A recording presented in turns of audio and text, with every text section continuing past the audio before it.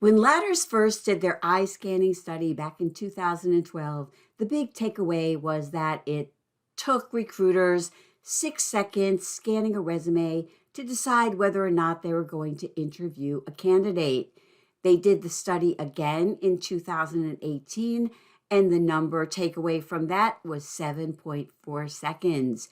What they did is they brought in recruiters and they had them review resumes wearing eye scanning goggles. As a former recruiter myself, I don't know that the idea of recruiters deciding in 6 seconds or 7.4 seconds is something that can be written in stone. But what I do think is really interesting and important is the fact that recruiters do not read resumes from top to bottom, despite what many people think. When they pick up a resume or they're looking at a screen, they are reviewing the top. They are looking for who the person is, where they're located. They may scan over the top. Then they are looking at job titles and dates of employment. And you can see that in all of the resumes that are shown here in Ladders' study that they published in 2018.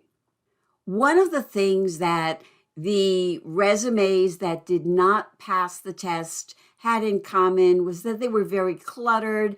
They had very little white space, and that made them very difficult for recruiters to scan.